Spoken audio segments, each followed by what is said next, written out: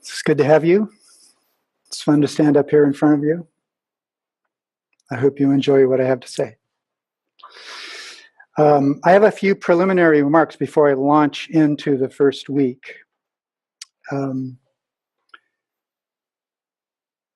First of all, what I want to try to do tonight is actually an expansion this week and next week of something I did during the Summer Institute here at Gutenberg College. How the arts play a role or can play a role in understanding and bringing out elements of our humanity, what it means to be a human being in such a fundamental way that's quite unique. And my remarks tonight are going to begin with a little bit of an expansion on the topic of what's going on in the world today. In other words, what we're calling the secular world. So I'm going to spend some time on that because the secular climate that we live in now, which most of us who are paying any attention at all know is getting more and more complex all the time. We can't really understand what's going on in the art world today, in contemporary art in particular, but even in the 20th century. If we're looking at art that's happened in the last century, and as we move into the 21st century, it's clear to me that unless we have some rough idea of the dynamics of what we're calling the secular age or the secular spirit of the age, we really can't understand the dynamics of what has driven, what's been behind the various schools and movements within the modern and postmodern climate that we're in. I'm going to reference, as I did for the Summer Institute, briefly, very briefly, the work of Charles Taylor, who's a Canadian philosopher who's written a tome called A Secular Age. It's about 1,000 pages, and I've read bits and pieces of it. But I'm also going to reference James K.A. Smith's work, which is a smaller work, which sort of is an introduction to Charles Taylor's work, and it's an exceptionally helpful book. I'm going to mention a few things from that. And then I'll be referencing another 20th century thinker and Christian critic, Jacques Ellul. I don't know if you've read any of Jacques Ellul, but I'll be referencing him through some of my comments as well.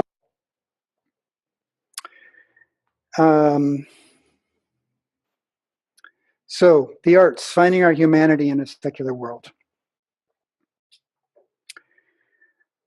I used this slide to begin my talk, which was only 50 minutes during the Summer Institute. So art will not save the world, although there are people out there who think that art will save the world. So why is what artists do not a waste of time? Now I have to stop here for a second and tell you a little bit of a story that I want to tie into what I'm doing tonight. Through a conversation I had with a friend this last week, it was a very important conversation and point that he made, that actually what I'm going to be doing tonight is my own story. What I'm going to be sharing with you this week and next week is the results of my own process of figuring out what I think art is. What art is a huge, complex topic. And I'm not going to pretend to be able to touch on even a small part of what's been written and thought about in the history of philosophical aesthetics or art. What I'm going to be doing is unpacking my own story and explicating some of the results of my own ruminations on what is it about art that is unique to our human experience. I remember when I grew up in a little town in Southern California, Claremont, California, where the Claremont colleges are, in the 50s and 60s. And I remember when I was probably 10 or 11 years old, walking through the colleges on my own, meandering through the village, and fairly often going to this little cafe. It was right on the edge of the university campuses there. And in this, it was an old, kind of traditional soda bar where these, chrome stools sat along the bench, the bar where they served sodas and ice cream and hamburgers and stuff.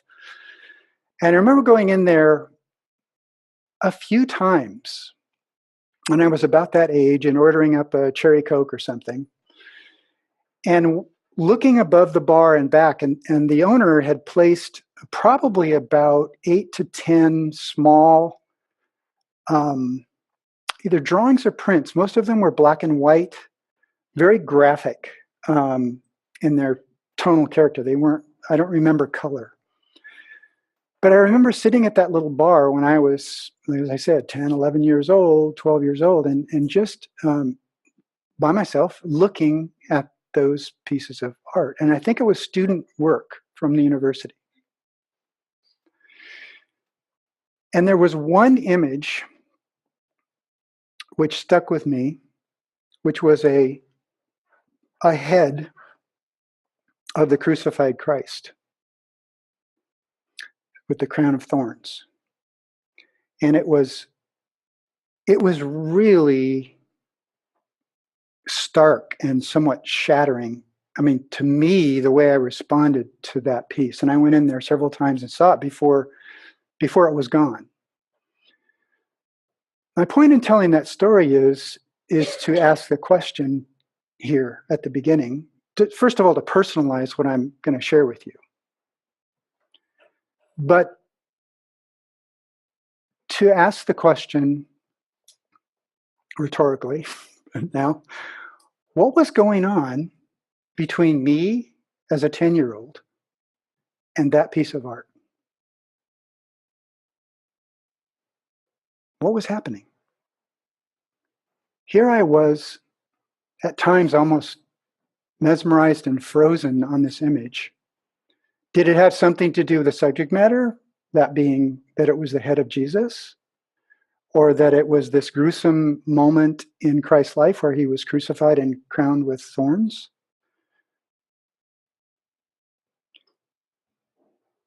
It was just an image that somehow I was responding to. What I would argue is that the magic that happens in a person's response to art, whether it's music, dance, visual art, poetry, great fiction, whatever the art form is, something is happening that is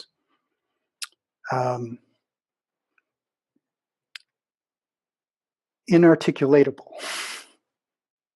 You can't explain it. It's some kind of magic that happens between an art maker who's made something and someone who's taking it in as a person. And what's happening in those dynamics is extremely and profoundly, uniquely human, I would argue. So, what I'm going to be sharing with you tonight, and I'm going to go until a little after 8. We're going to go till 8:30. We'll have some time for question and answer and interaction. I'd love to hear some of your ideas and thoughts and interactions with what I'm sharing. And I also want to stay open to having you, if you have a point of clarification, something that I've said and you're not quite get it, and I can answer it fairly quickly during my talk, please raise your hand and we can interact a little bit. I think that interaction would be great. So what I'm going to argue in my thesis is that art making has the potential to counter or subvert dehumanizing forces that are present in our secular world, in this secularity that we live in. While at the same time, I can say that art has also contributed to that dehumanizing. And I think by the time we get down the road a ways, you'll see how I think that could be true. But at the same time, on the one hand, art has this power to subvert and go to the core of our humanity in a way that other things don't. And so therefore, what I mean by dehumanizing, it subverts the dehumanizing in the sense that there are a lot of forces out there that are cutting against what it means to be a person. And art, I would argue, is something so core and fundamental to us that it can go back to that place where we find our humanity. And we're reminded, even if we can't articulate what's going on, it's touching something in us that is very, very profound and very human. So I'm going to spend the next few minutes talking about secularity. And the review during the Summer Institute, we actually read James Smith's little book, part of it, How Not to Be Secular, which is a reference to Charles Taylor's larger work, A Secular Age. And Taylor notes that there are three kinds of secularity that have unfolded in the West. The first form of secularity happened during Christendom. This is a period, and I'll talk more about this in detail in just a minute, but this is a time when there occurred a split where the church was the sacred, and the outside the church was the world or the secular. So there was the priesthood, the clergy, and then everybody else. So that everybody else was the secular. So religion dominates in the West, but is divided into clergy, which is spiritual, and laity, which is worldly. Those are vast generalizations. Second form of secular existence of secularity came with the Enlightenment, and that is the decline. It resulted in the decline of Christian belief and practice, and in the process, religion is marginalized. An environment where unbelief in God becomes plausible, then dominates Western civilization and education, and what Taylor calls the exclusively eminent frame emerges in modernity, and I'll talk more about that in just a minute.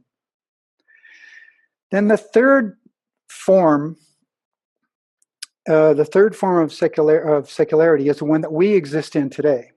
The second one, which I'll have a little chart for you in a minute. The second one is basically modernity, from roughly the Enlightenment through about 1960s, roughly the modern period, classical modern period, late modern period, starting from there. The eminent frame is the third form of secularity where, well, back up. The eminent frame is the world that exists in which what's real is material. Matter plus energy is what's real. And that immanence as opposed to transcendence, immanence being what is present with us and only what is present with us in some sort of material, empirical, rationally explorable way, that frame of immanence is the world we live in, Taylor argues. In the third form of secularity, which could be referenced as sort of the postmodern or even sort of beyond the postmodern now, or the metamodern or meta-postmodern period,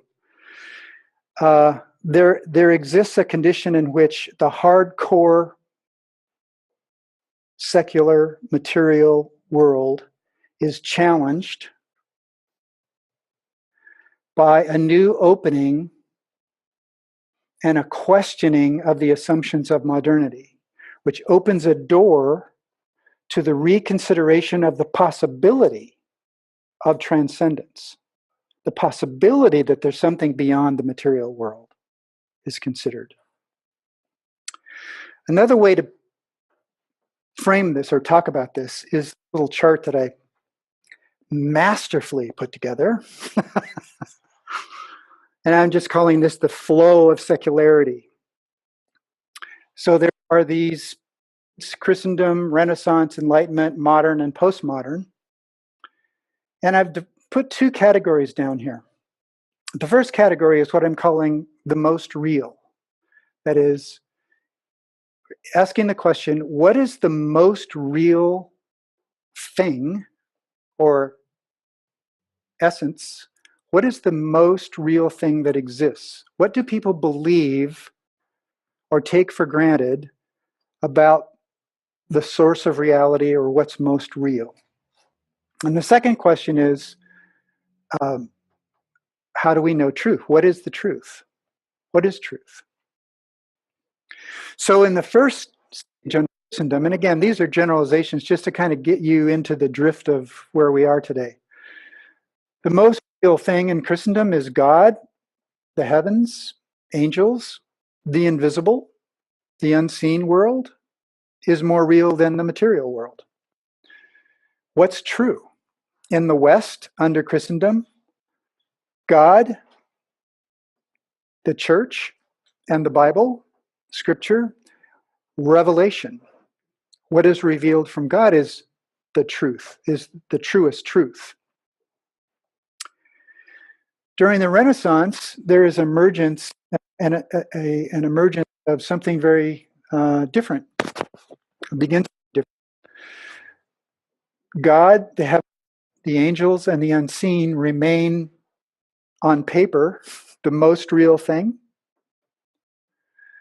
But in terms of knowledge and truth, the idea that we still have true revelation, but we also have discovered and are now lining up to embrace man's rational, scientific, and aided reason. So we have two things going on here. One is this truth of the scriptures and the church and God that's revealed. And the other is that under Renaissance humanism, we're finding a new way to know. And it's a duality that works its way through that time period. In the Enlightenment, we have another shift.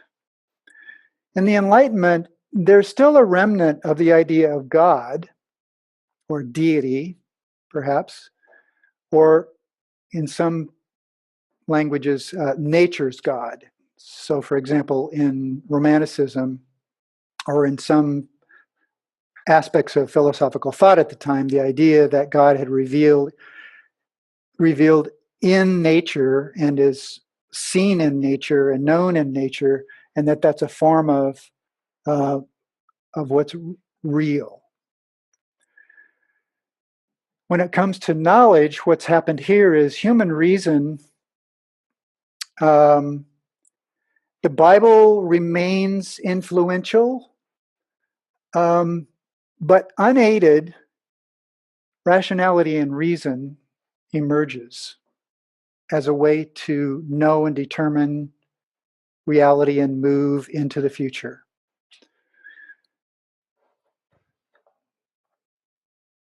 The next step is in the modern era.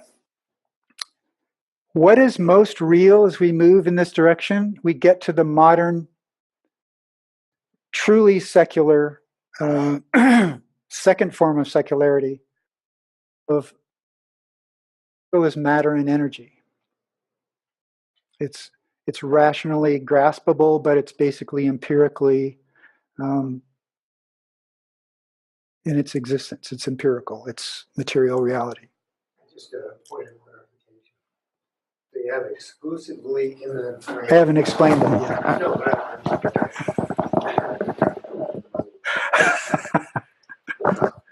hello? Hello? Oh, okay. Anyway, under enlightenment, by God, do you mean transcendent God? And by nature's God, do you mean immanent God? Yeah, Okay. pretty much. That's all I wanted to know.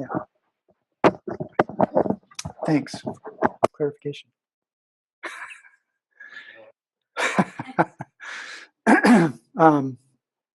So in this modern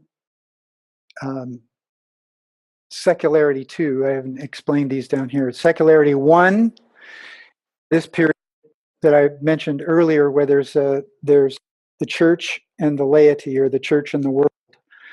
In secularity 2, there emerges a more hardcore version of the secular, where what's plausible, what's believable, what's taken for granted in the culture in the West now has great suspicions about transcendence. Transcendence is not needed. We can move forward with our own utopian ideas.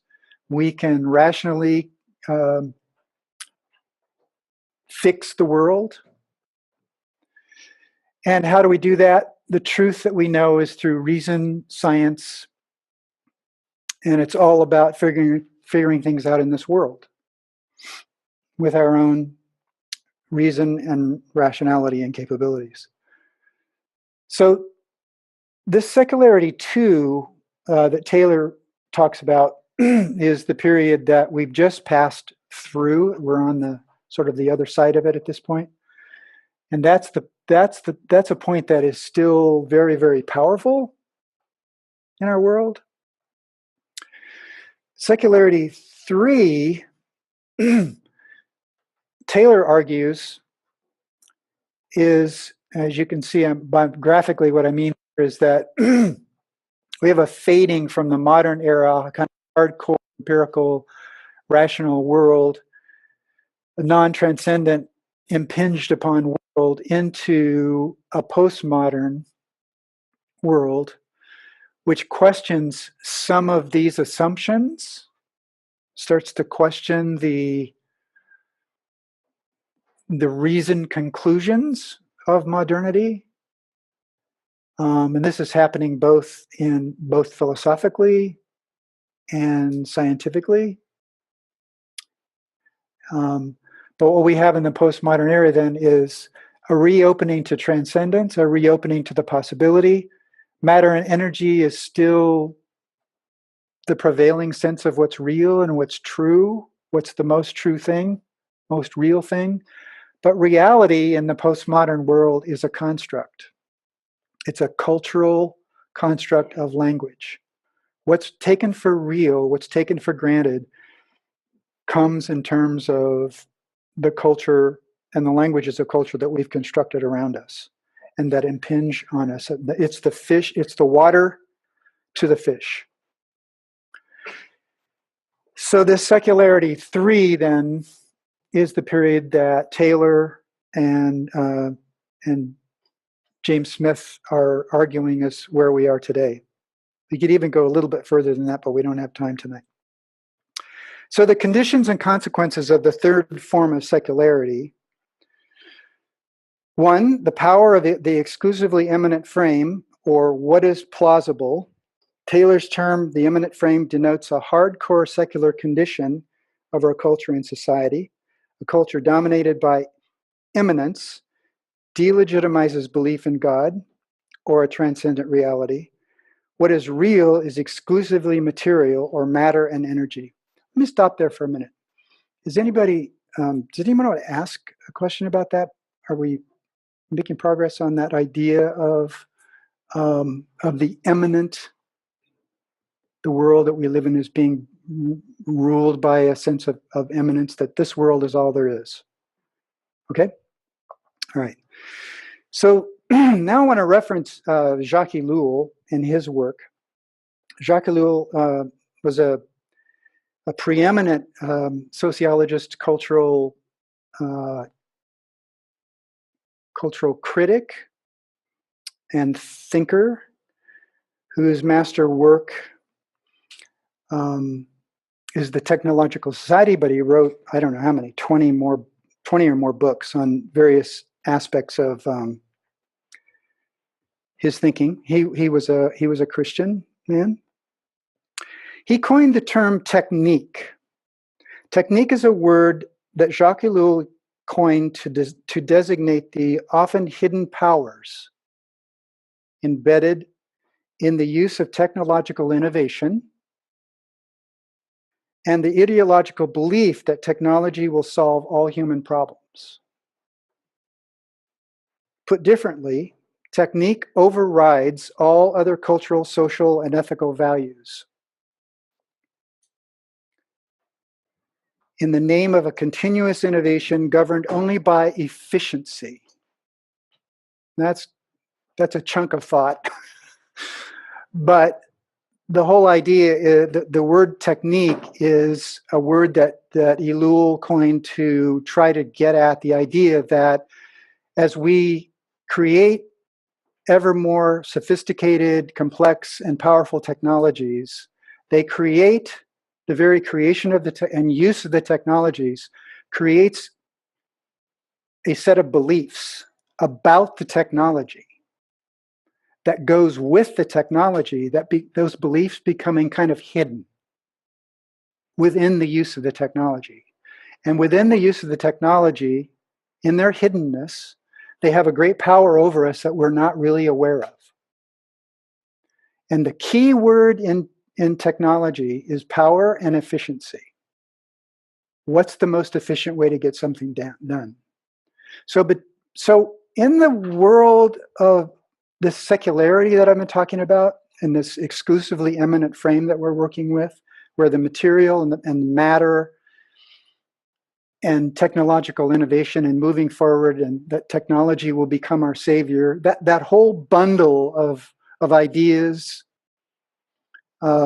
has this incredible lock on the West and increasingly on the world. That's Jacques Ellul's argument. The disappearance of the real and felt importance of the individual human person within the mass is one of the consequences of this secularity. It's one of the consequences of this technique and the pervasive use of technique. So we've been observing for over a century the increase in the power of the state and the subordination of human beings to their economic function. There is today a strong, commonly held sense of the loss of what defines a human person.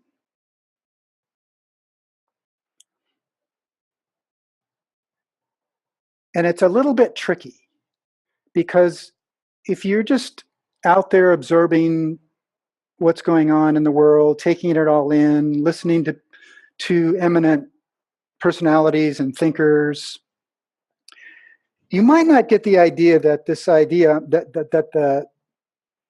that we've lost the sense of what a human person is. But the problem, I would argue, of the heightening of the question of how do we preserve our humanity, how do we get back to the basics of the ethical, spiritual basics of being a human being, is a symptom of the fact that underneath that, what's really going on is we have no answer for that. We have no grounding, ultimately, for determining what a human being is. So some of the issues that are being raised, for example, about the cross-patching of human with machine, or embedding technology in the human person or a human person into the technology, all those questions that are beginning to emerge are symptoms of the fact, I would argue, that we have lost a sense of grounding, how we would even go about answering that question.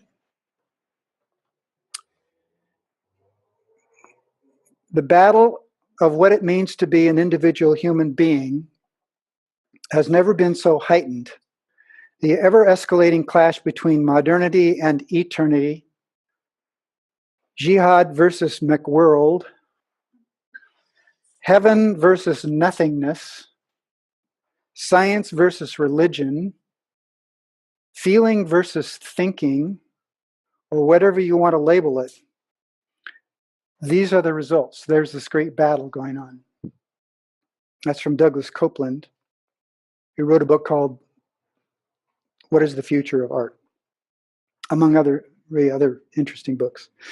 These cultural conditions then create the experience of anomie, what the sociologists call anomie. Social anomie meaning basically the loss of law, the loss of foundations, the loss of grounding. Social instability results from in the breakdown of standards and values that are common and taken for granted in cultural historical past. And personal anomie, unrest, alienation, and uncertainty that comes from a lack of purpose or ideals seem to be pretty symptomatic of what's going on in our culture. Some questions at this point. Is there a new openness to the reality of transcendence? Maybe. With some people. Is there a more existential pressure to reconsider what constitutes human flourishing or well-being within eminence? So, for example, if we're still believing and taking for granted that the world is strictly material, are there energies going on in the thought world, in the thought world of today, where they're trying to create and define a transcendence that exists within eminence? So we use something that has a kind of absoluteness to it that we might attribute historically to some sort of transcendent reality. So we use that kind of language, that kind of usage within the immanent frame. And is there a move toward transcendence in what Taylor calls a cross-pressured scenario, the pull toward transcendence? What he means by that, if I understand him, is that in the third form of secularity, the taken for granted world that matter and energy is all there is, still fixed, still the taken for granted world. But within the third form of secularity, there are other forces building. And those other forces are due to a questioning of the assumptions of the philosophical approaches within modernity. In other words, modernity has failed us. So the ideas that are embedded in modernity, assumptions. So if that's happened, then are there people coming around now to this place where they're saying, wait a minute, if they were wrong, maybe there's some sense of transcendence. Maybe there's some sense of something beyond this world. Maybe there's something else. So, given that circumstance,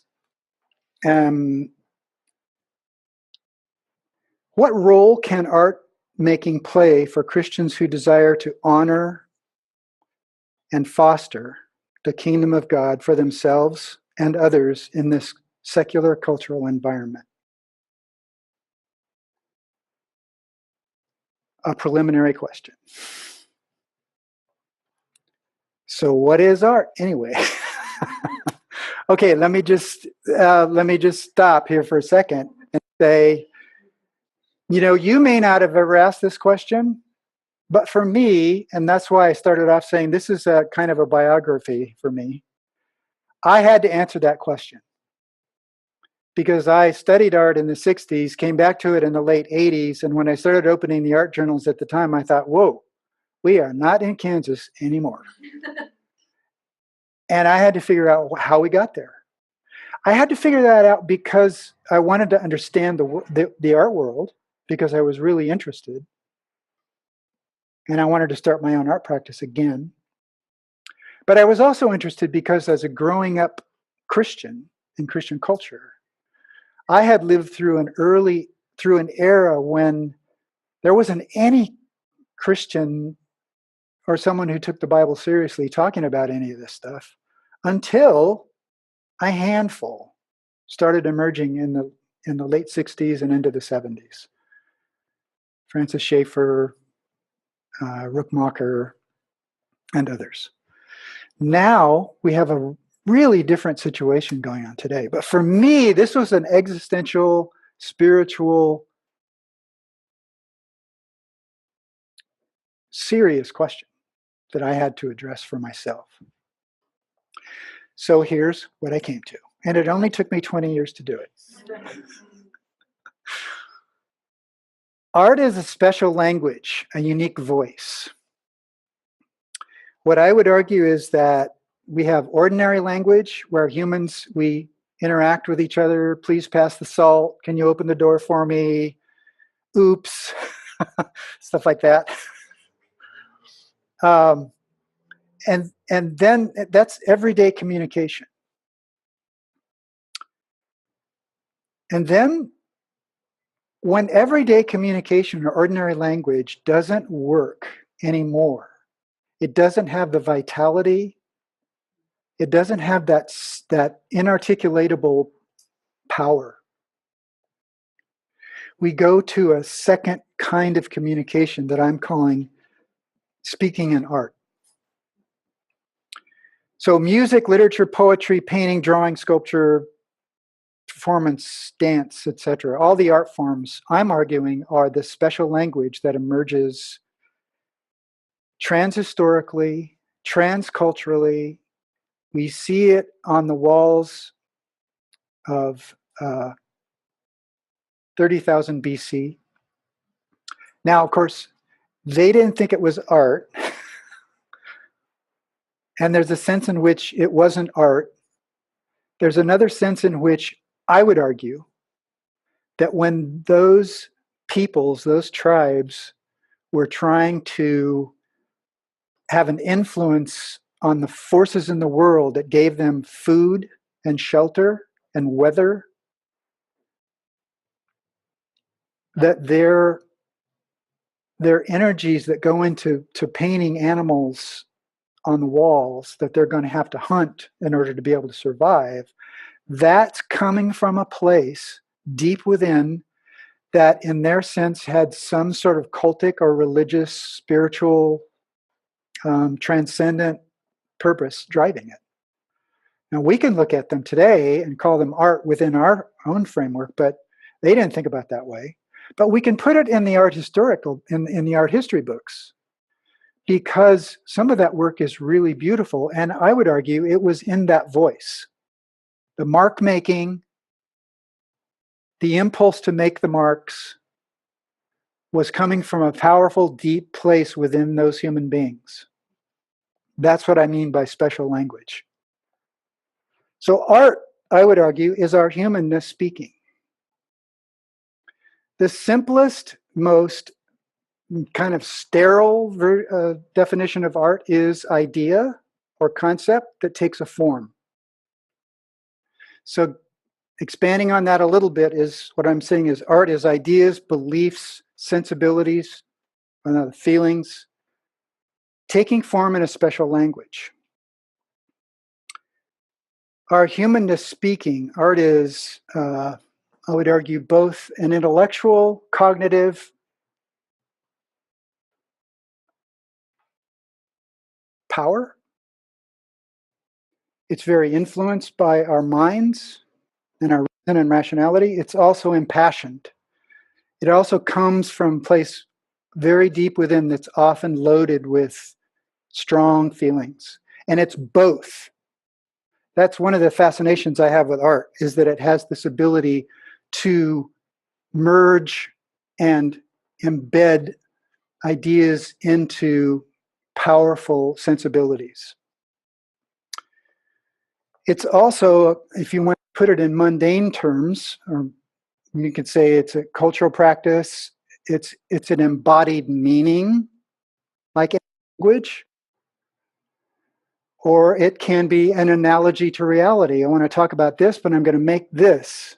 When you see this, you'll think about that, or feel that. So it's all those things. So artists are humanist speaking.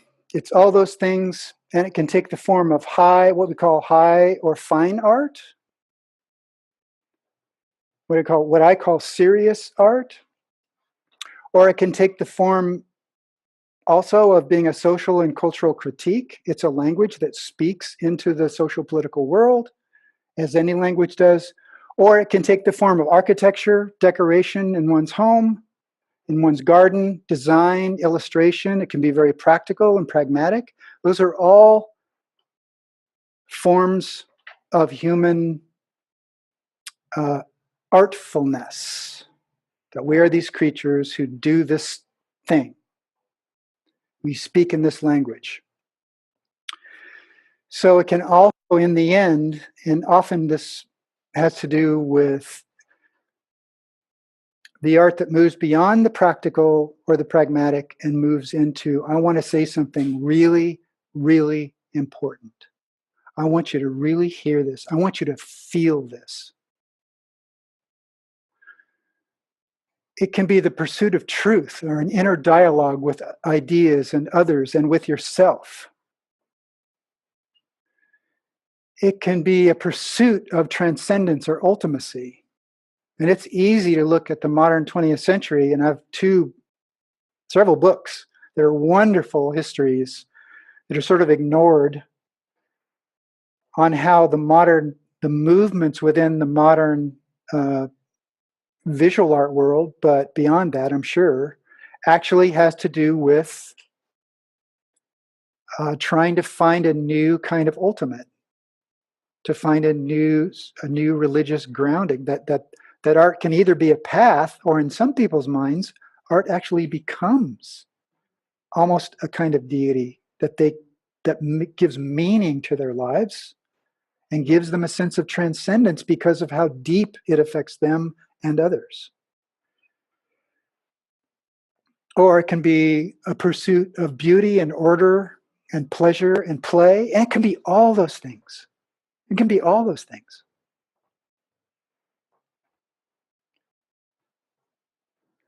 So I talk about art being a language, a special language. Now let me give you my thoughts about what goes into art. So what I'm calling the language or the grammar of art. First of all, there's craft, control of a medium, and the formal elements of the use of that medium. We learn how to draw and paint. We learn how to play an instrument. We learn the movements of a dance. We learn these forms. We learn to control the medium that we're using. It's the material or the thing or the sound or the choreography, whatever we're using to make with. And we're considering how well did we use it? Is it powerfully used? Does it look amazing? Does it show craft, control, etc.? The second element in my wonderful Venn diagram here is you. Listen. First of all, there's the medium. Secondly, there's the person who's the art maker. And I've referenced these already. There's your thinking, a person's thinking, and the person's affective side, the emotional, psychological side, and the blending of those things.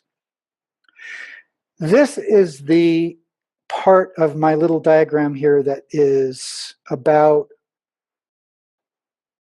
the uniqueness of you and the uniqueness of your voice,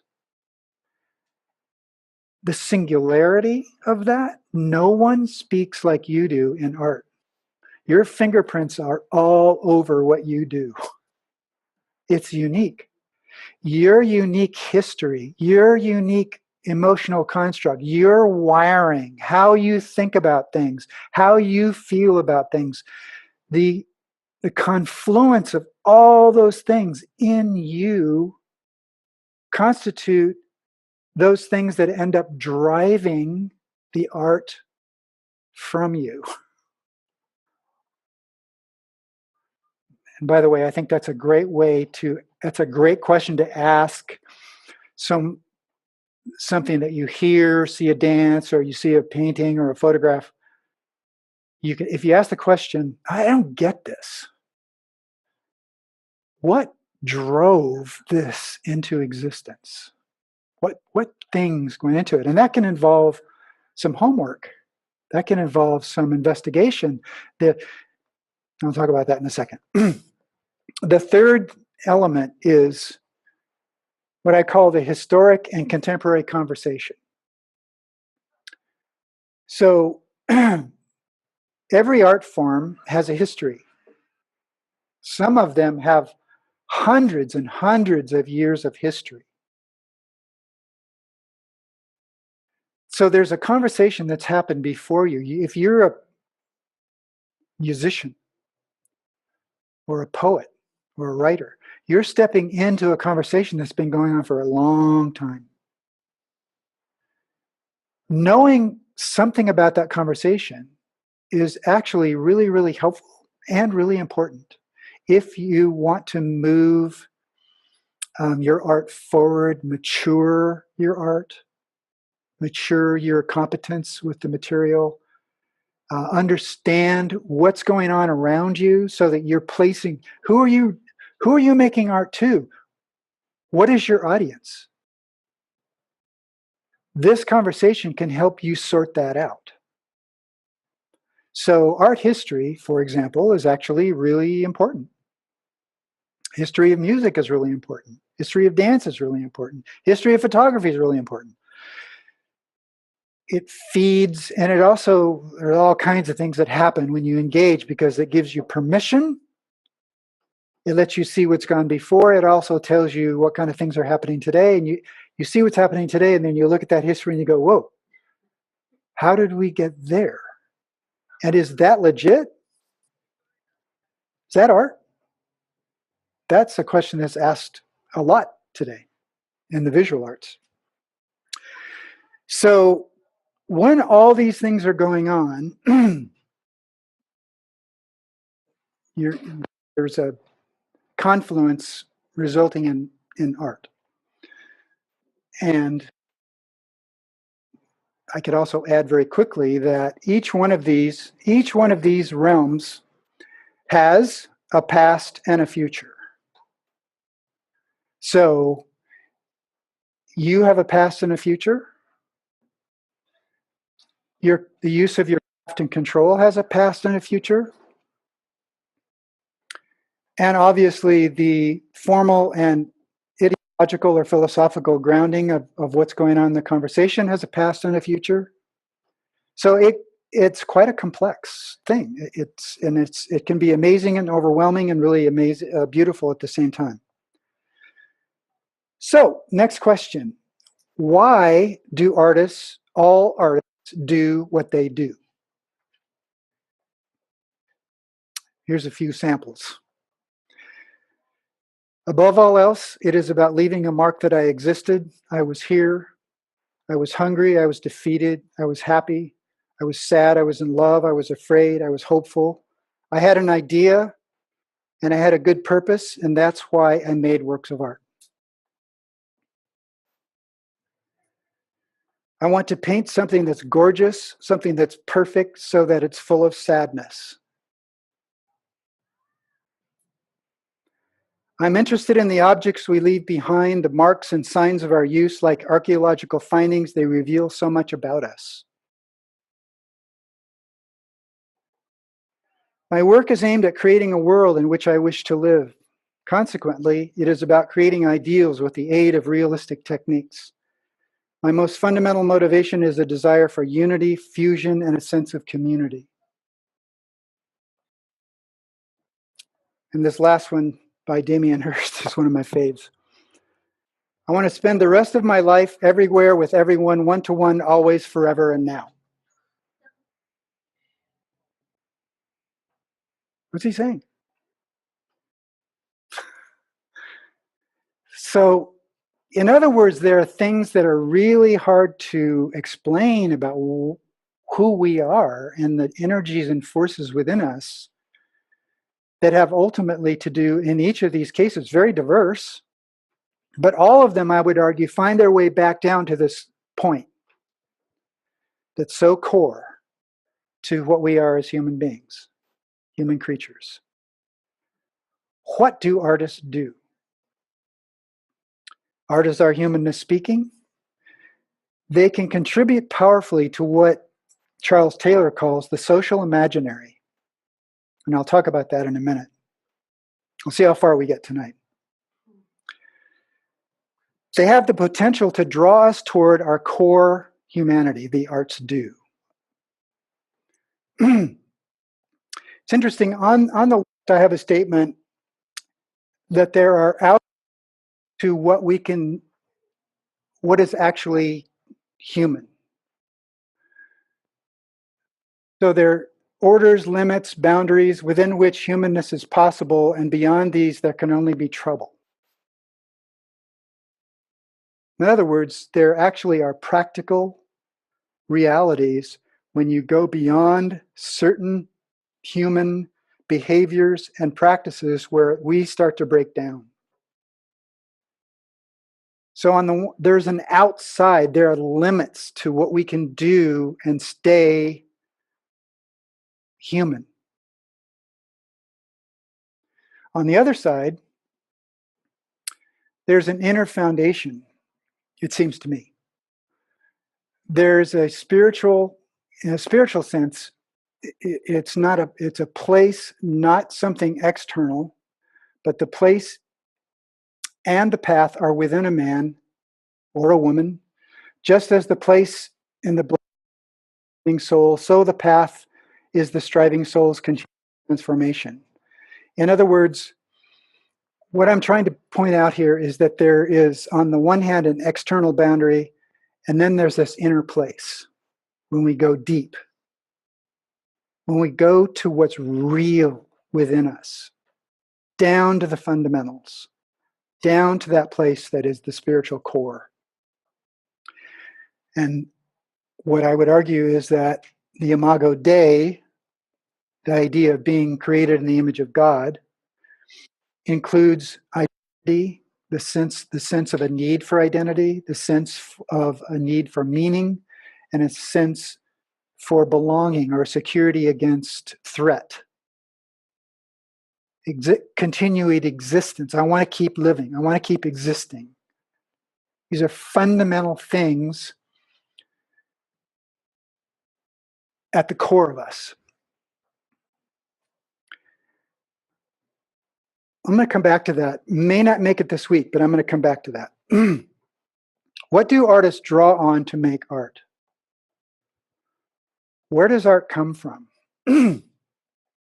So the way I think about this is that there's a sort of spectrum, that we are rational, reasoned beings, and that we can order our life and put in place what we believe is true by exploration of the world, thinking, ideas. We put it together over time. But one of the things that what I think is true about our knowing, about how we know something, is that on the one hand, we have this, what people call the left brain hemisphere, which is about articulate knowledge. Something that's propositional, something that can be stated, articulate. And then there's this middle ground on my chart that I'm suggesting is what Michael Polanyi calls tacit knowledge, which is knowledge that is not really articulatable. That is, if I ask you to write me a treatise on how to ride a bicycle, and I didn't know, I had never seen a bicycle, and you tried to write down what it would take for me to do that and just explain it, and I could hop on the bike and do it, I couldn't do it. You learn it. There's a certain learnedness that is not articulatable. It's knowledge, and I use it and I know it, but it's not something that's easily translatable into propositions, and maybe not at all. Then the other one is the right brain hemisphere. For lack of a better term, I'm just calling it awareness. If you you're on a trail and you walk out of a forested area, and you walk into this amazing, beautiful glen of a stream running through it, and these trees and this meadow, and it's just overwhelmingly beautiful. There's a sense in which you're taking in an awareness of what's going on, and you can focus on stuff, and you could learn how to articulate this. One of my experiences that I gave in the Summer Institute was on a trail hike that I did with Charlie Dewberry back many years ago. He and I were out. We were going to go find this little hidden lake and to try to do some fly fishing. And we were walking through, and we came out of this trail and down into this little teeny valley. It's beautiful, the stream running through it. And we were just sort of overawed. We were standing there next to the stream, taking this all in. And Charlie reaches down into the stream and starts explaining to me what's going on. The extremely articulate explanation of what was going on right there.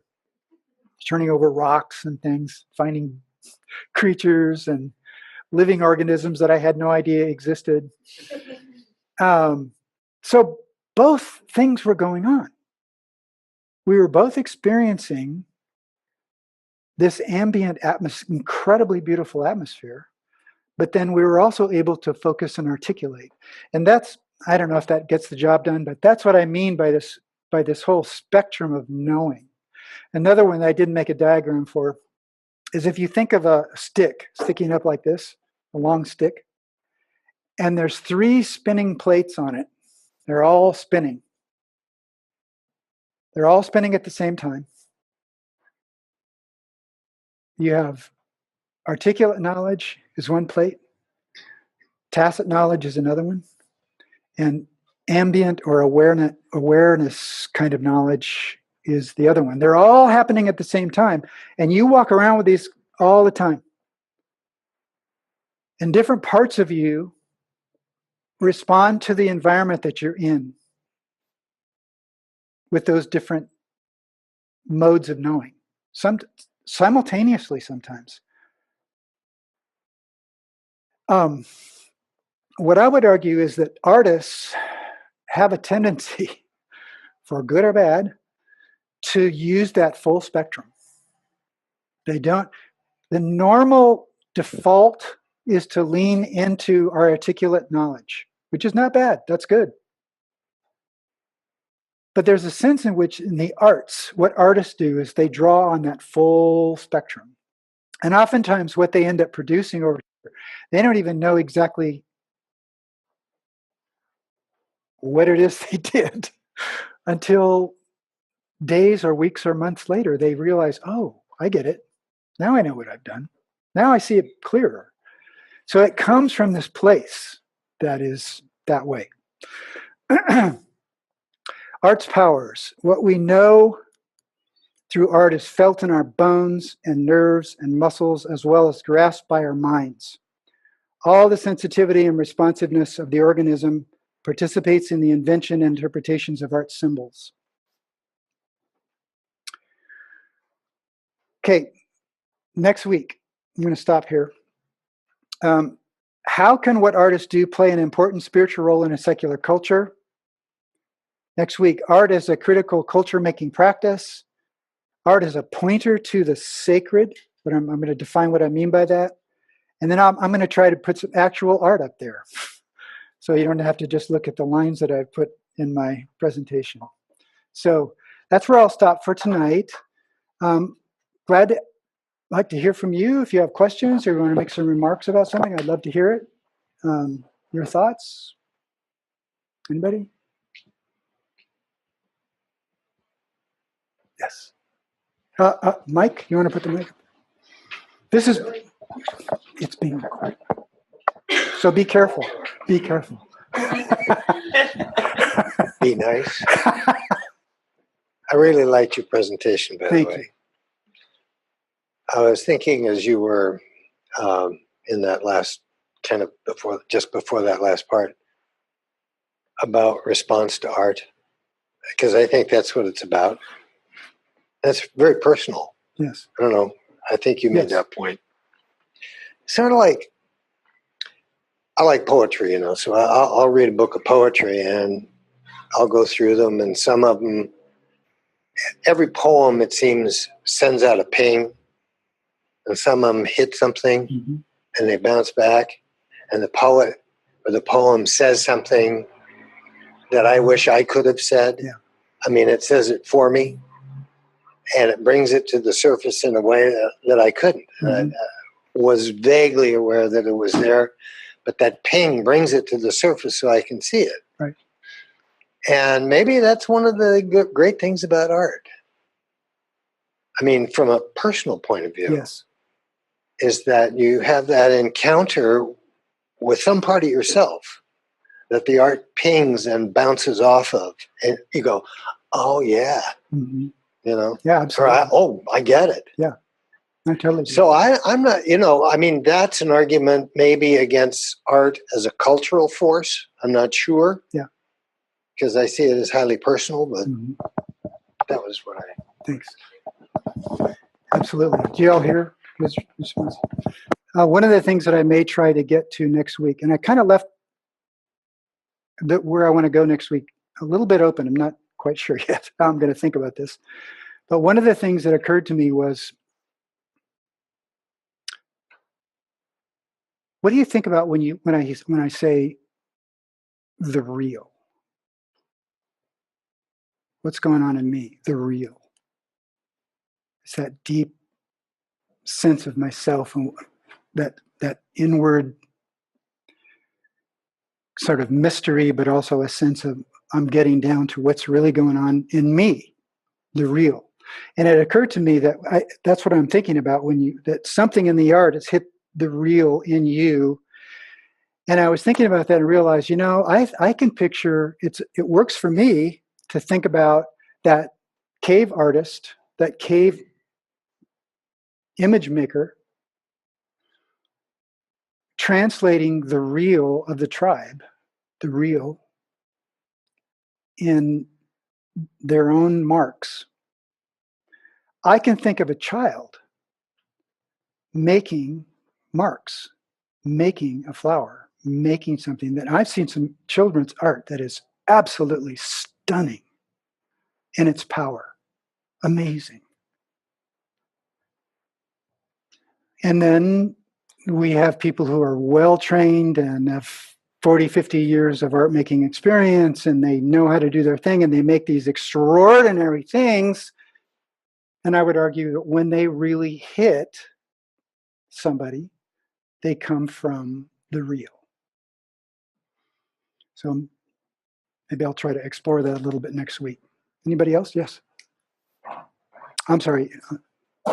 No. I'm curious about if you think there is significance in the fact that painting seems to be permanent, whereas musical performance and dance seem to be impermanent. Any thoughts? My thoughts are each of those are attributes. I would argue that painting's attribute is once it's finished, it's finished. That's an attribute. It's done, it's fixed.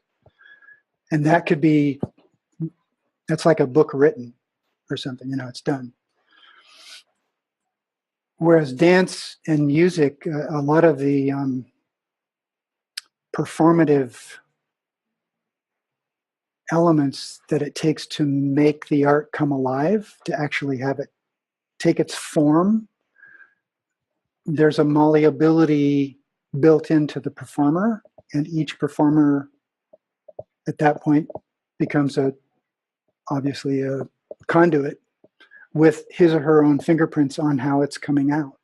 And I think that's an attribute. I think that's amazing to hear 2 or 3 different versions of, water music or something, different composers doing. What are your thoughts? You have. Well, I think part of what's driving the question for me is I'm curious about how people affix transcendent meaning to invisibility. So musical performances, people aren't there to watch people move on a stage. They're there to hear something that they can't see. In the presence of people acting, where it seems like when one tours a museum, one is looking for the permanent visual fixed behavioral outcomes of an artist. And dance is somewhere in the middle. I'm not going to hear dance, I'm seeing dance, but it's a process in motion that has a starting and a stopping point. And that's just my idea I've been kicking around, and I don't know if that makes any sense or not. No, that makes a lot of sense. I don't know that I have a really good thought out response to that question, but I think it's really valid. I mean, I think it seems like the performing arts the medium of performing arts just has that built into the fabric of what they are. And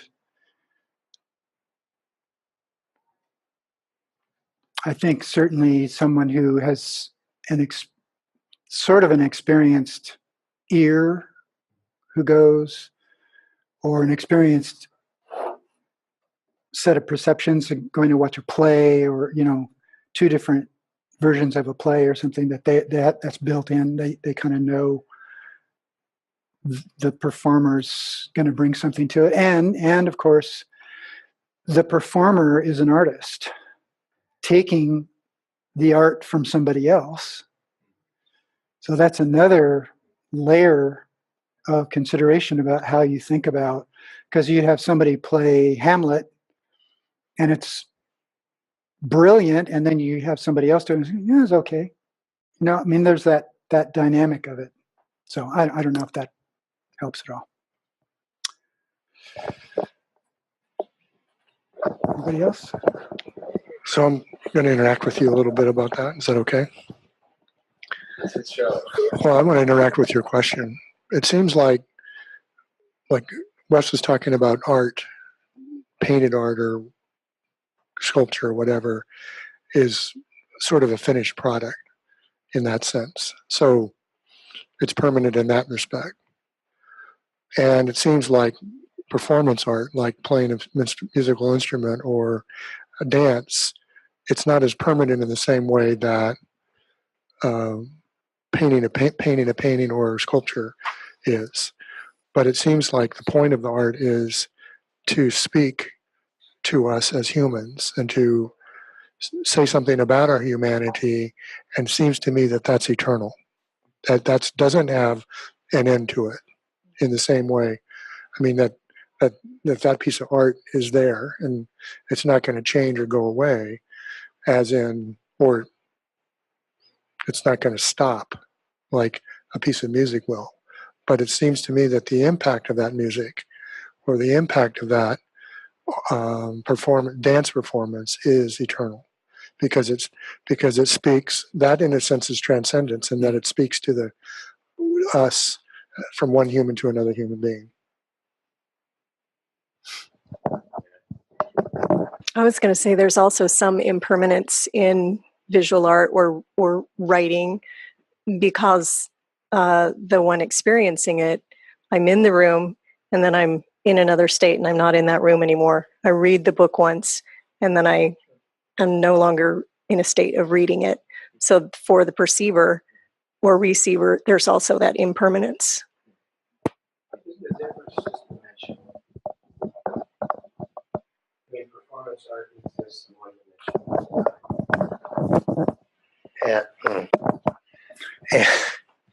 And painting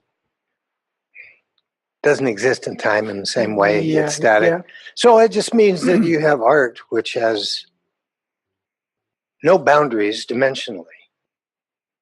I mean, it's all art, right? It's just they occur in different dimensions. And maybe that's the only significant difference. Yeah.